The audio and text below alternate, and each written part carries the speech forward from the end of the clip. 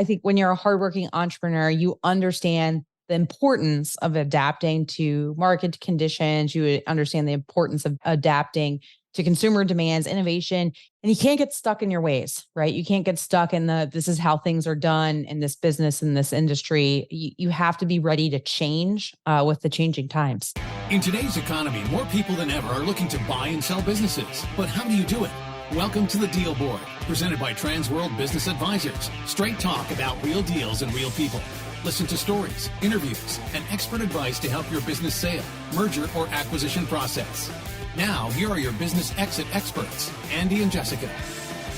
Welcome back to the Deal Board, everybody. And we have a great episode for you today. We love just chatting back and forth. And I think this is one of those topics that we've talked about a lot. We talk about what it takes to be an entrepreneur. And I always say you have to work hard. And we were just talking about this before we started. And Jessica, I think some people just don't understand what it takes to work hard. Yeah. And I think to be fair, we throw around that term a lot. You and I do, but in general, I think people throw around hard work a lot, right? And today I think we're going to take a deeper dive into defining what type of hard work you need to do in order to achieve success, right? Everybody's definition of working hard is different. But there's actually some tactical habits that you have to have in order to succeed, especially in running your own business.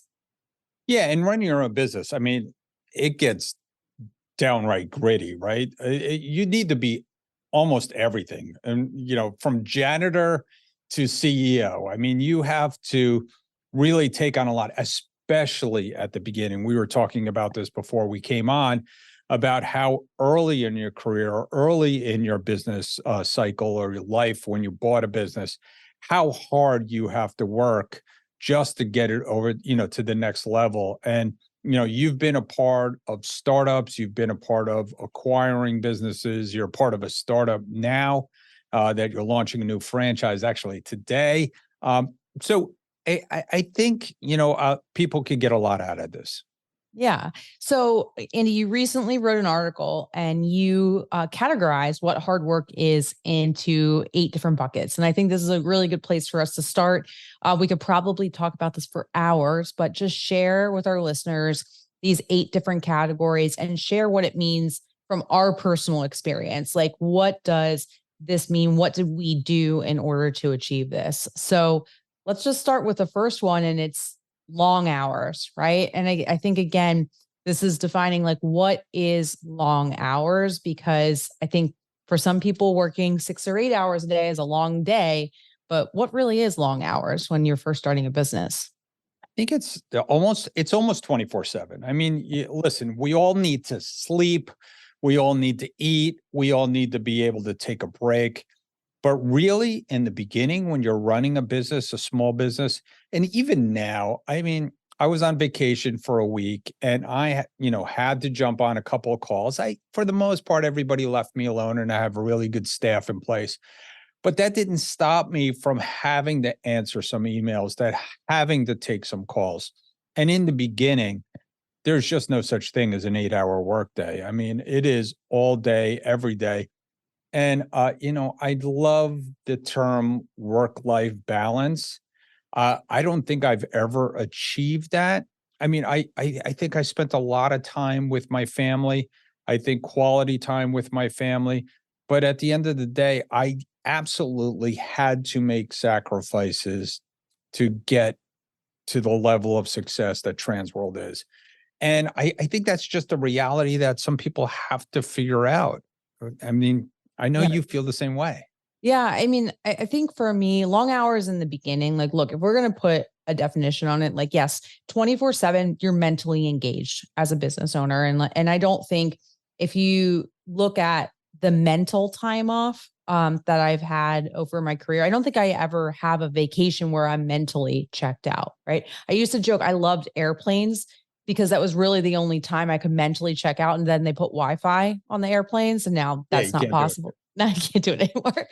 But when you're first starting to mentally 24/7, work days are easily 12 hours, right? Easily you're putting in 12-hour work days. And it's very hard, I think, to your point about work-life balance, is because the work and your business is taking up so much of your mental capacity and so much of your physical capacity. It's very hard to do anything else in that startup phase, right? So, I've seen people try and start families at the same time, try and run marathons at the same time. It's very hard to do more than one thing, especially when you're starting up a business. It's your number one priority. And yes, your family and friends are important and other things, but it's the thing you wake up thinking about. It's the thing you go to sleep thinking about, and for every minute in between. Yeah, I think you have to learn how to weave it into your life, right? So Mhm. it's just a part of your life. I mean, again, I was on vacation and, in any vacation, even when I'm out with my family, there's usually a little bit of downtime in the afternoon where everybody wants to just kind of chill and relax, or right before dinner, there's going to be an hour. And, I've been blessed with two daughters who like to spend some time getting ready for dinner, and my wife. So there's usually, and it doesn't take me much time to get ready. So I have an hour. Yes, I'm going to go to my email. Yes, I'm going to take a couple calls. And I think my family's been very supportive of that. I could remember, sometimes in my past where my family wasn't supportive of my dad when he was working so hard. And I thought that, that wasn't really fair to him. He was just trying to get ahead. So I think, if you are a family member of an entrepreneur, just give them some grace, especially in the beginning. Yeah, especially in the beginning. Yeah, I do the same thing. I mean, like Brooks goes down for a nap.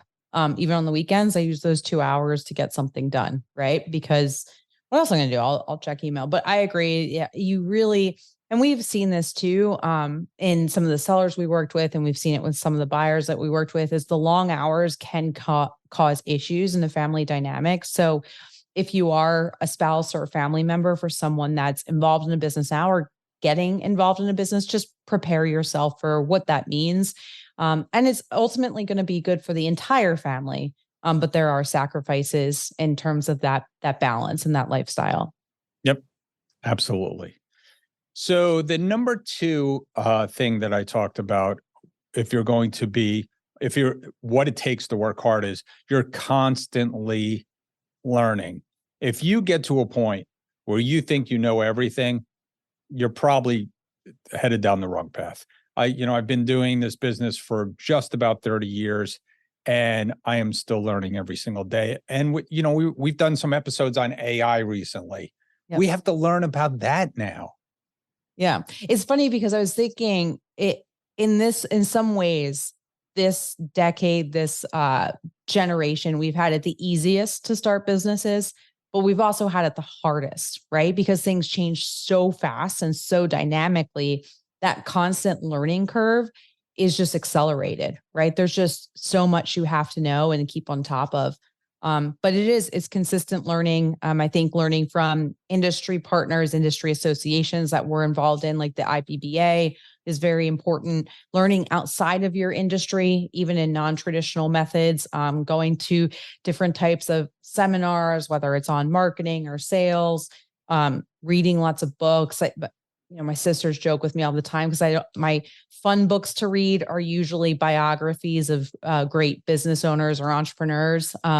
Just learning any way that you can. But I agree, it's how you get your best ideas as an entrepreneur. It's also, I think, how you stay mentally sharp and engaged in your business too. Yeah, I mean, you have to get out there, you have to network, you have to read, you have to watch videos online. I mean, like you said, it's been easier than ever and harder than ever to keep up.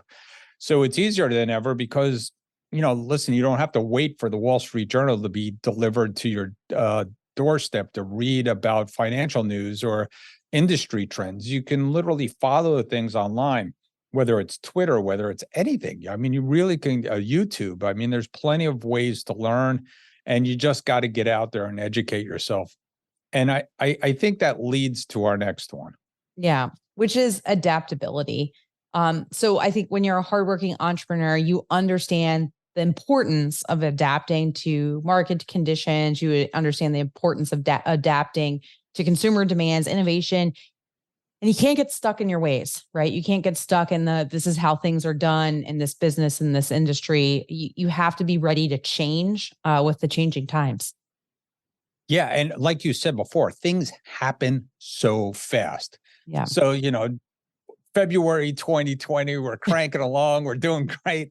And then all of a sudden we're shut down for like basically a few months, some cities longer than that. And it's like, did this generation ever expect that? Did this generation of entrepreneurs ever expect that a global pandemic, which then throws in, months of supply chain issues, and then you have months of inflationary pressures, and things are changing so quick, and then all of a sudden interest rates go up. Now we're all scrambling to kind of change the way we're doing business and forget what happened in 2009, 2010, Great Recession. I mean, you have to move fast, and you can't be so stuck in your ways that you're unwilling to change. Yeah. But it also, like, you're right, Andy, it plays into that education piece, because you also can't adapt so quickly and be swinging your organization from one extreme to the other. And through education, you can really prepare and understand what those market conditions are. So when you adapt in a conscious way, right? So, because there is so much going on right now. And if you don't have the education to back up the decisions you're making and the adaptations and changes, I mean, that could be like whiplash for an organization, right? So there is a balance to it. But it definitely, I think this is probably one of the harder parts in business right now, is as soon as you're comfortable, probably something's going to change in your environment, whether that's in your business or in your industry. Yeah, to your point, you can't be too quick to change, right? You have to have some patience and some, you don't want to be on the bleeding edge of technology, which somebody once told me. You don't want, like, all of a sudden everybody's investing in blockchain. Has anybody heard the word blockchain in the last 2 but like, years? if we go back to our podcast 2 years ago, I bet you were talking about it. I know. And, Right? and really nothing happened, and Y2K. I mean, it's like, you can't jump on the bandwagon of some of these things. And even AI, right? We're expanding, we're looking into it. We're going to leverage it, but we're not going to change everything we're doing, Right. Yeah, right. So what's our next bucket of hard work? It's kind of tongue in cheek, because it says you have to have a strong work ethic. And so what do I mean by that? It's not just, hey, you have to work hard, but you do have to have the ethic. You have to exhibit and going above and beyond what is expected of you. And I say exhibit because you're showing others, whether it be your employees, whether it be your customers, and that talk, especially in the beginning. And I talk about to my daughters about this all the time, that you just want to take the ball and run with it. I tell people all the time that come here to Transworld, we do not look over your shoulder. We are not, taskmasters. We are not going to be micromanaging you. We want you to take initiative. So I want to see people not only create new spreadsheets or create new programs or come up with new ideas, but I want to see them cleaning the bathroom. I want them to see them helping me straighten up after a meeting, because I do it. I think it's important that, we're keeping our offices in good shape. We're doing things. I think that's really important. Yeah. And I think as a business owner and as an entrepreneur, one key success metric I've seen is that for the owner, no job is beneath them, right? They're willing to do every single job in their organization, from answering phones to cleaning the restrooms to, running an executive board meeting. That's just kind of the name of the game when you're in an ownership role. And it's nice to show that, that experience for everybody that's working beneath you, because that also gives them ownership in the tasks that they're doing. If they're seeing that their leader is doing anything and everything that's needed of that person and at that time. It's funny, in my keynote, I find an example of somebody in the room who's bought a business, right? And ideally it's somebody that came from corporate. And I'll ask them, hey, what did you do in corporate before? And they'll be like, well, I sold medical devices, right? Did you ever have to get involved in like a legal proceeding? No. Did you ever have to, hire somebody or put somebody on a PIP? No. Did you ever have to write a press release? No. Have you ever cleaned the bathrooms? No. And then I ask everybody, all the other business owners in the room, to raise their hands if they've been involved in the last 90 days, something legal, HR related, or cleaned up after their employees, and every single hand goes up. And that's what it takes, right? You have to be involved in what's needed from you in your business, even if it's not necessarily your role, if it's not necessarily what you want to do at the time too. Sometimes you just have to do things you don't want to do. Or I know we've canceled vacations before because of work. We've canceled family trips and outings because something was going on with the business. It's happened many times.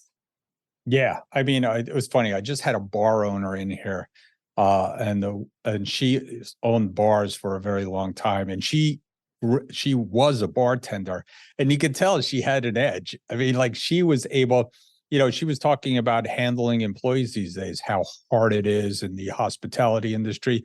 But she told me a story where she walked in, fired the bartender, and took the shift, just to show everybody that she still knew how to bartend, and she wasn't afraid of getting rid of everybody else. So and I don't necessarily mean you have to be a tough guy. Again, I think it's helping your employees clean up. It's helping your employees get through things. So you just have to have that strong work ethic and show others that you have it.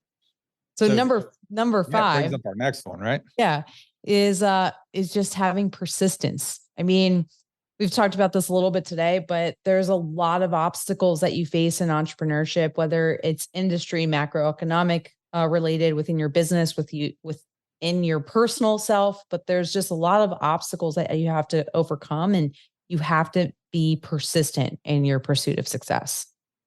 Yeah, I think you have to be willing to fail.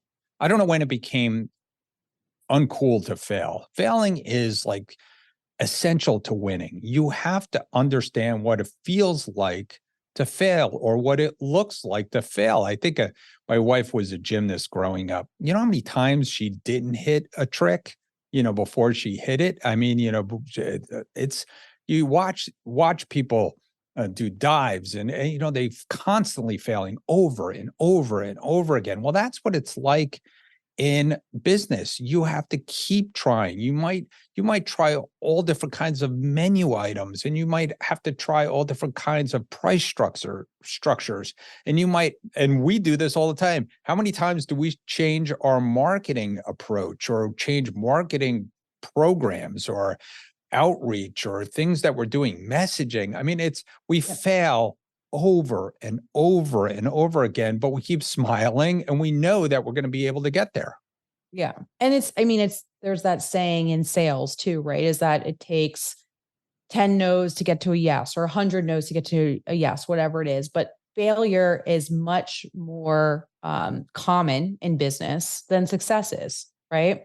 So to be successful, you have to be persistent through that failure. You have to look at it as a journey, as a learning adventure, and not let any of those failures beat you down, not let the circumstances beat you down. You have to be able to pick yourself back up and face the next journey that you're going to be on, whatever that may be. But it's just about being able to, I think it's about being able to continue to roll with the punches, but it's also about that journey and smiling and enjoying it too, because like it's mostly failure in business, right?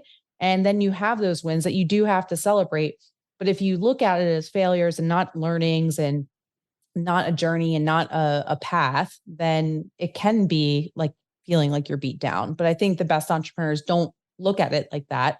They look at it as they're learning and they're adapting and they're changing. And that's what allows them to persist. Yeah. Even when I go go to a client meeting these days, which I still do because I'm invited, or it was a referral or something like that. I don't really care if we get the engagement. Of course, I care if we get the engagement, but that's the attitude I have. I'm there to learn about their business. And if anything, I got a great interaction with a person. I learned about a business today, and I say, listen, we're here to help you if you want to be helped by us. And I think that attitude, that being able to smile, being able to have that positive attitude and saying, listen, if you don't choose us, that's okay. And I think that helps us win a lot more. So I think so too. It's the quiet confidence. yeah. So what's next up on the list? Well, I think with all of these things, all this persistence, everything that you're doing, all this working hard, you still have to pay attention to the details, from the product quality to customer service to most successful business owners pay attention to the tiniest details. They walk in, I'll walk into my office, and if something doesn't look good when I walk into my office, I learned a early lesson once upon a time by constantly walking in the back door of my business, which was a pasta shop at the time, and looking out at the sales floor and it looking good. And then somebody pointed out to me and said, you should walk in the front door one day. And I looked in the front door, and behind the desk, it was disgusting. We had all the bags stacked. And it's like, oh my God, that's what they see when they walk in their business. So you have to have their perspective. So you have to pay attention to the details. And Mike Shea, kills me all the time. He's like, why don't people pick up their phones? Yeah. So it's all that. It's all that. My husband says all the time, details win championships. And it's true, right? It's just like in sports. If you listen to any interviews of Tom Brady or some of the great athletes and listen to their routines and the stuff that they go through and the amount of practice, it's the same in business, right? And I'm constantly impressed, like of the entrepreneurs that we get to meet all the time. The most successful ones, yes, they pay attention to the details, but they know the details of exactly how their business runs, even if they're not involved in day to day, right? They know exactly which role does what. They know how the POS system works. And that gives them an advantage too, if they do need to jump in and help, and they understand what their employees are going through. But yeah, everything from the website to how the store floor looks, it's important in the business. Yeah, it certainly is. And they can learn a lot just by being present, right? So the last thing is that while we talked about how most of this stuff we talked about is stuff you can do, right? Stuff you could do alone, but you are not going to be successful unless you're able to delegate and collaborate with others. Yeah. It's funny. I hear some entrepreneurs and they'll say, I want to build a multi-million-dollar business with no employees or no team members. Right. And I'm like, it's not possible. Right. You get to a certain level, you can't do it yourself. Can you have a really good freelance gig and just do it on your own? Yes. Can you build a sustainable business only built on you? No, you have to have a team, and you have to have a team. And we've talked about this on the podcast before. You have to have a team of collaboration and a good culture and people that enjoy to work together. Cultures can look different, but as long as they're collaborative and they enjoy working together, you can achieve some really great things. But that all hinges on leadership and the leader's ability to delegate and bring people together. Yeah. And you have to be able to let others fail. Yeah. You probably, if you do all the things that we just talked about, you're probably going to be the best at what you do in your company. But that doesn't mean that you should wake up every day and do it. You have to let others do it, and they may be subpar for a while, but they have to learn. You have to let people, fail, and you have to, be able to afford that. Obviously, be right next to them, work on the details, and be, cognizant of anything, or maybe pick up if they can't do things. So I think that's important. The second thing I wanted to say, and it's so funny because the first thing I thought of was Bill Belichick when I was talking about, making sure attention to details. But, just talking about collaboration and delegating, it is sort of like sports. It's like you need partners. You need to work together. I always tell people, if you build a company that you take public, you will not own 100% of it the day it goes public. In fact, to build a very large organization like Transworld, what we've done over the years is I do not own 100% of Transworld. I have let others come into the management group in Florida that, helped me build the company. I gave some equity to people who gave us money. I gave equity to people who wanted to help us build the franchise with our partner, Ray Titus. And you've done the same. Yeah. I don't think I own 100% of any single business at this point. Right. Right. Because you can't do it on your own. And yes, there's partnership dynamics, but that's, things that you also have to work on. And the best partners make you better. Right. Because they bring collaboration and they bring new opportunities like United Franchise Group brought to Transworld, right? Just an entire world of new opportunities for the two of you to be working together. Yeah. In the beginning of my career, I always thought, I heard so much about partners being bad, partnerships don't work out.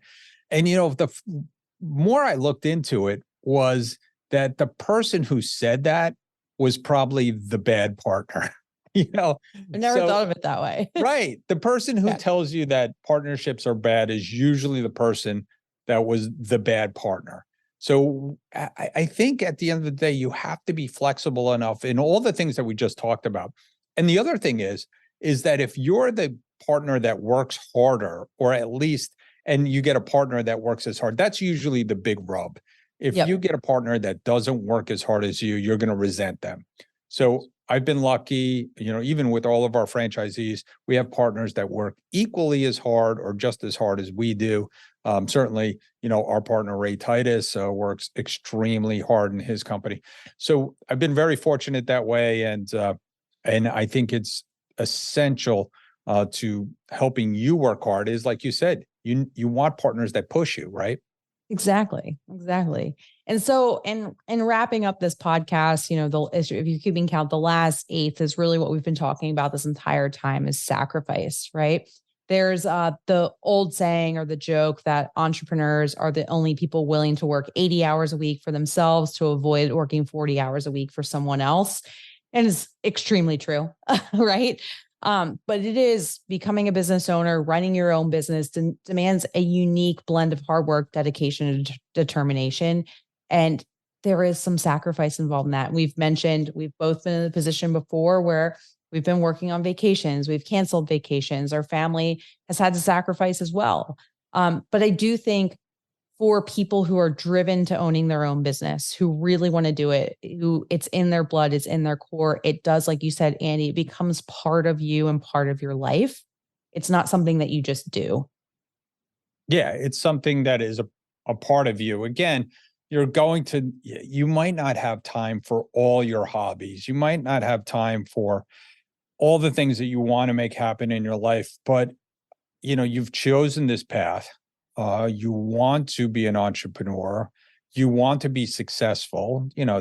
I have some people that I know that constantly just try to figure out how to game the system because they don't want to work. I mean, even my early self when I was out there in college and, thinking about, it's a lot easier to hang out on the couch and do things. I'm like, no, am I going to do this for the rest of my life, or am I going to get off my butt and I'm going to make things happen in my life? And I made that determination early on. I'm like, I want to make this happen.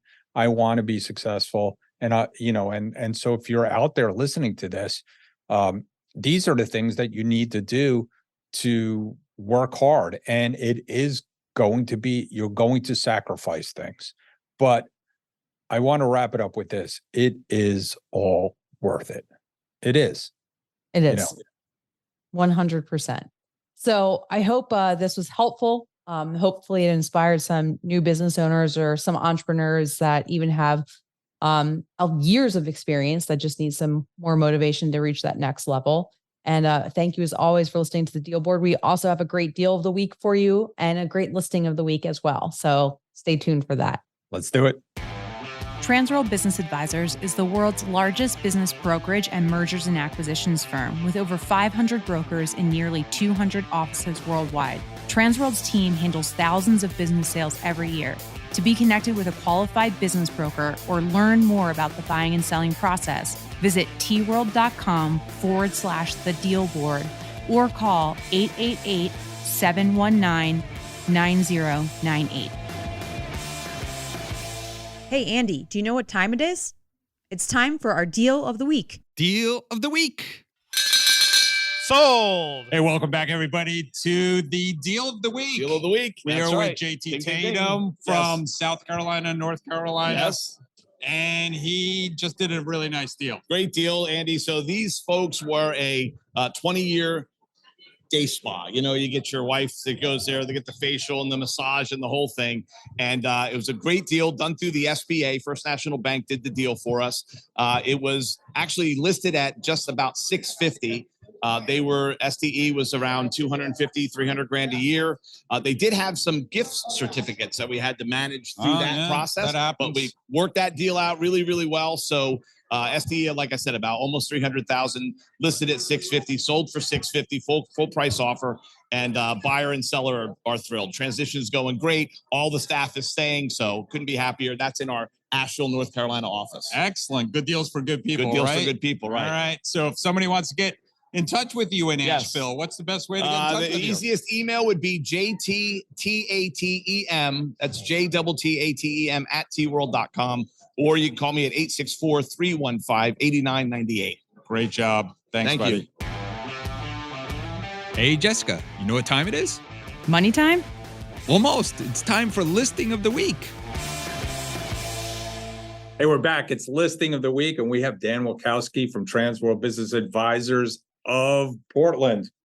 We are here in downtown Portland. Beautiful day here, and everybody's walking their dogs, so they need this service, right? That's right. That's right. If you have a dog, most of the time you need a groomer. And so we just listed a new dog groomer. It's in a small part of town that they serve the neighborhood quite well. The owner came up from California, has been running the business for about 3 years, and she's ready to retire. So I'm helping her out. The great thing about this story is it was from my first drop letter run. There you go. Saved the letter and put it on the desk, and then called me and said, I kept this for when I was ready, and now I'm ready. The get out of jail free card. They That's just put it in the little glass container and break it when you're ready. Yeah, and then she showed me. So Perfect. it's good. Perfect. So we're listing. How much are they asking it? So this is $357. Okay. So Successful. they make about $150,000 of profit every year. And, Excellent.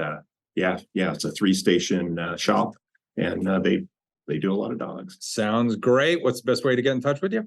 dwalkowski at tworld.com or direct 503-880-8970. Excellent.